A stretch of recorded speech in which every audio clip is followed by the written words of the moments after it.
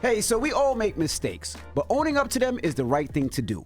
You know Degree Cool Rush deodorant? Well, last year they changed the formula and it did not go over well with their fans. Degree's whole thing is it turns up the sweat and odor protection when you turn up the effort. And good thing it does because Cool Rush fans really turned up the effort to bring back the original formula. One guy even started an online petition. And Degree listened. They admitted they effed up. And they are bringing the original Cool Rush set back. And it's exactly how you remembered it. Cool, crisp, and fresh.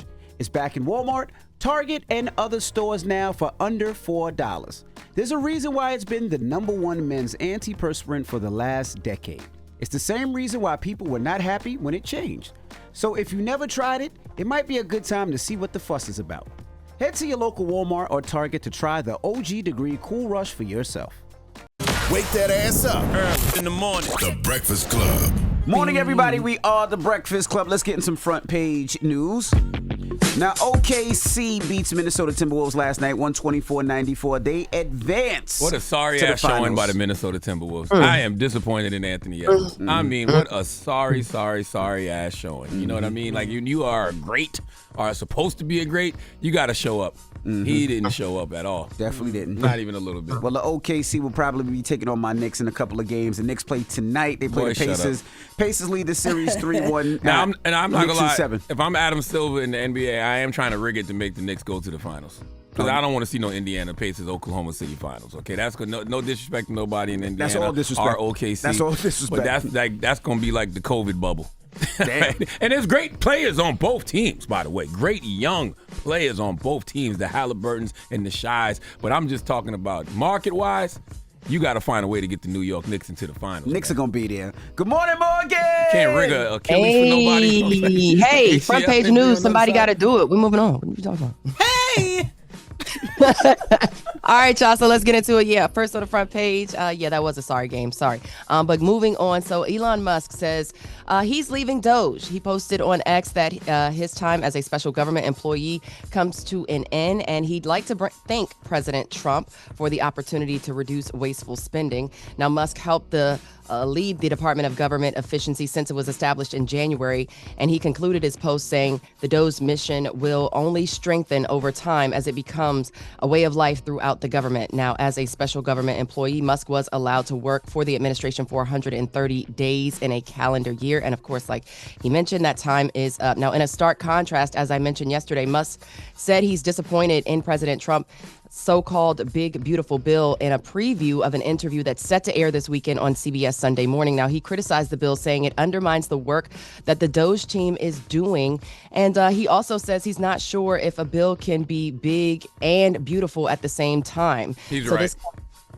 Yeah. So this comes as Tesla investors are demanding Musk work 40 hours a week at the company after steep declines in sales. A group of pension fund leaders claim Tesla's stock price volatility is volatile and declining in sales, and other disconcerting reports are cause for serious concern. Now, the issues with the company is facing as they believe that it's a direct result of Musk's role at DOGE. Now, no word. And I wonder if Tesla can bounce back, or has Elon done irreparable damage to the Tesla brand? I wonder.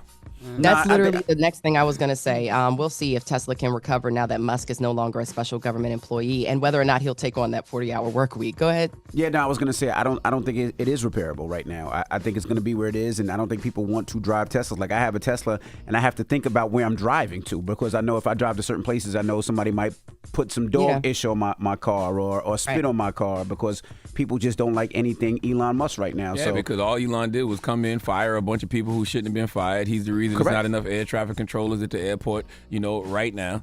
And, you can't just F things up and then leave. So if I got to think about where I want to drive my car, you know what's going to make me do it? Get rid of that car. Not drive it, right. Speaking of effing things up and leaving, no, President Trump says he will, actually, Let's get into the pardoning. He's on a pardoning run. He pardoned rapper NBA YoungBoy following fraud charges and signed pardons for a variety of people on Tuesday, including New York Representative Michael Grimm, reality TV stars Todd and Julie Chrisley.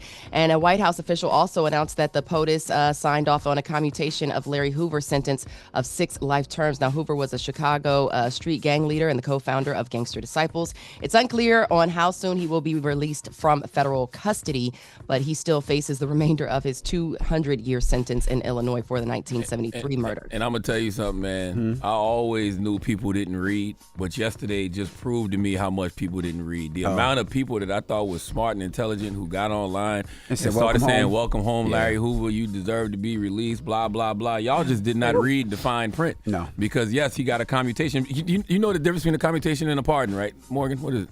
Yeah. Okay. So the commutation basically means that his sentence is essentially reduced or revoked, but the pardon means that it's completely erased. That basically that nothing ever existed essentially. But the commutation, it means it's still on the record, but they've essentially like reduced it or reduced it to your.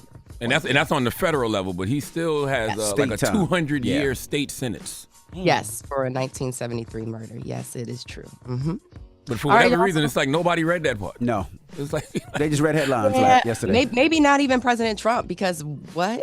Why? Like, okay. But that's your front page news for 6. It continues at 7, and we will get into crypto and, as you mentioned, MV, transportation, and what's going on with the airports. All right. It's the Breakfast Club. Good morning.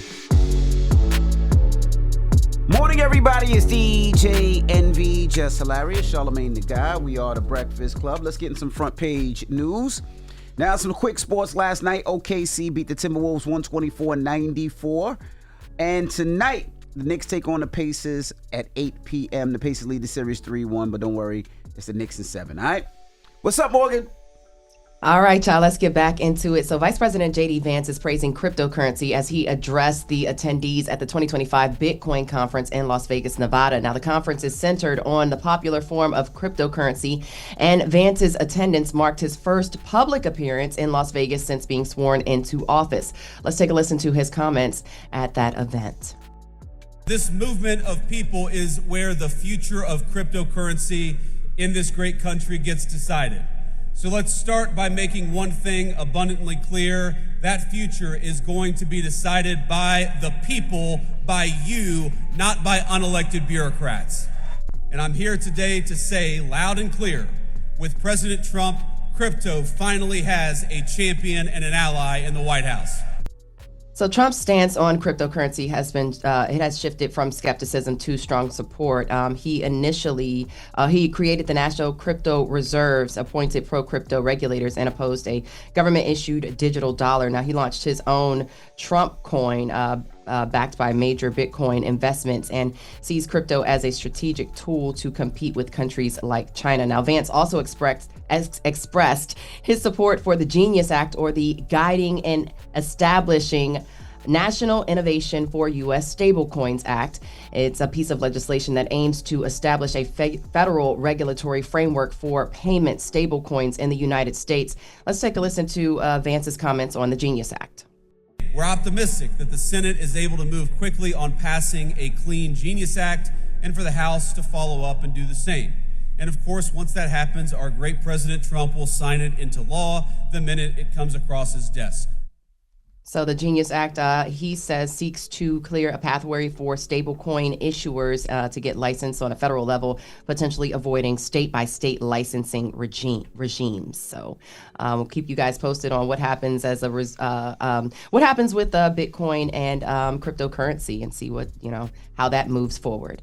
Switching gears, Transportation Secretary Sean Duffy says allocation for the FAA in the House-approved spending package will not be enough. He said it won't be enough to support needed upgrades to air traffic operations. Now, Duffy has repeatedly said low staffing numbers and outdated technology are the root of various incidents that require significant funding. Now, speaking to reporters, Duffy said, "We're going to need to fully fund the project," and added that we need it all up front, and that's a big ask for Congress to give the money all up front for that which is necessary, but we're going to, he's basically saying they're going to need all the money up front in order for this project, the overhaul of the ATC systems, to be successful. Now, Duffy's overhaul is expected to include brand new telecom, radar, and radio equipment, as well as updates to front and back ends of the air traffic control system. Now, with this, Duffy also provided an update on problems at Newark Liberty International Airport. Let's take a listen to those comments. This is a safe system and there's redundancies, but again, I'm concerned that we could have more of Newarks. This truly is a moment to look at what kind of system we're using, what kind of equipment we use, what kind of telecom we use. And it's a call to action to make sure we build a brand new air traffic control system. Here's what I don't understand. We know this bill, provides a lot of tax cuts for the rich. Don't the rich fly?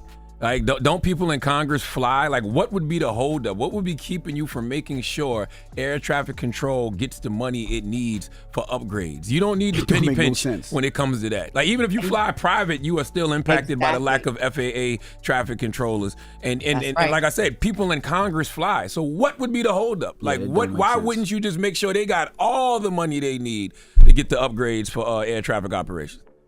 That is an amazing question, and you're right. Just even if you do fly private, you still are subject to certain rules and regulations in terms of air traffic controllers. I mean, they're definitely necessary and need to be used in that regard. So you're right. I don't know, but Duffy does say that FAA's TRACON facility in Philadelphia is the one that oversees the Newark airspace. It will get 16 more air traffic controllers by the fall. That number is currently working out of TRACON after 5 controllers took mental health leave last month, saying they were traumatized by the recent events of that going dark, the 90 seconds of the communication systems going dark. I mean, that's a lot of pressure. Yeah, they said they don't want to be responsible for people getting killed, and something that McDuffie said just now that's very important. Duffy said that's very important. He said, he don't want more Newarks. So you may not be paying attention to it now because it's just Newark. But what about when it's the airport in your area? Well, I spoke about that yesterday, saying that there are 3 airports in Texas alone, I believe Austin, Houston, and I'm thinking San Antonio, that are also dealing with shortages in air traffic control systems. So, it's one of the situations. It's sad, but hopefully, you're proactive on this situation as opposed to reactive. And, reactive means that something has happened. So, yeah, to your point, Charlamagne, it is a matter of like getting it done and figuring out Congress holds the purse, and is this something that is important enough for Congress to go ahead and make a move? But Duffy is asking Congress for billions of dollars to gut aging airport infrastructure around the country and rebuild from scratch. And Congress flies. That's what's so mind-boggling to me. It's just like, why are we just sitting around waiting for something terrible to happen? They fly into DCA That's where right. they're already been situations. So yeah, Congress, go ahead. You know what I'm saying? Matter of fact, I'm gonna come up there and talk to y'all next week when recess over. And Morgan, tell us about what's going on with the Black Information Network. Oh my gosh, such an amazing thing. So the Obama Foundation is a nonprofit collaborator of the Black Information Network. And yesterday, the BIN announced a multi-year collaboration with the Obama Foundation. So the two will work to advance community engagement, especially among youth, by providing and promoting civic participation, spotlighting community leaders, and amplifying powerful stories of change. All this as the Obama Presidential Center is set to open in Chicago on the South Side in 2026. So we will bring you the stories as that develops. I spoke exclusively with the Black Information Network President Tony Coles about this collaboration ahead of the announcement, and here's what he had to say. Here's Tony Coles. We really feel that this collaboration gives us an opportunity to tell the stories of great things that are happening in communities all across America, and certainly things that are happening in Chicago as the Presidential Center is being built and will be opened up in 2026. There's a wealth of storytelling that we're looking forward to sharing. So we're talking about from the contracts to the people who get the jobs to the people who are a part of these who get to the people who get the jobs, to the contracts, to the people who it impacts in the neighborhood. And of course, there are initiatives like My Brother's Keeper Alliance, the Leaders Program, Girls Opportunity Alliance, Obama Foundation Scholars. All of these, we aim to support the next generation and continue the BIM commitment to providing nonpartisan, fact-based news that uplifts our communities. And hopefully, you know, I'm hoping that it creates also a like direct pathway with Obama and, you know, his people as well. And so that's a really exciting partnership, or collaboration rather, that is happening with the Black Information Network and the Obama Foundation. Dope. Now, I want to pose a question to you guys, if possible. Do you think something like this, like developments like this, these multi-use spaces, especially in the south side of Chicago, like the Presidential Center, could influence like a new age Harlem Renaissance, but like maybe in the Chi? I mean, we are entering the late 20s and 30s, and that's when the Harlem Renaissance happened. So do you think something like this could influence that type of movement? Yes, and it's more important now than ever, because I feel like a lot of the education that is going to happen for this next generation is going to come through the arts. Like when you think about, you know, how they're stripping away, you know, Black history just damn near everywhere. You know, they're banning certain books everywhere. Like I feel like the arts is where people are going to learn, you know, just a lot about our history and just American history in general, world history in general. So yes, I do think that these centers are going to play an amazing role in some type of new renaissance. I definitely look forward to it as well. Well, that's your front page news. Y'all can follow me on social at Morgan Media, and for more news coverage, follow at Black Information Network. You see, we doing our big one over here. Download the free iHeartRadio app and visit us at binnews.com. Thank y'all. Peace, Bye, Morgan. Morgan. Wake that ass up. Early in the morning. The Breakfast Club.